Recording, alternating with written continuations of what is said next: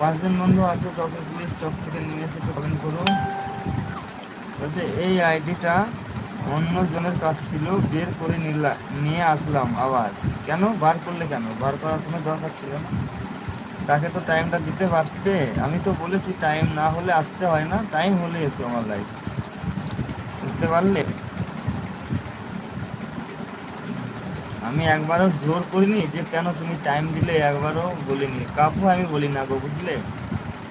যদি সময় পাও তাহলে এসো, তাই বলি আমার লাইফ, এটাই বলি।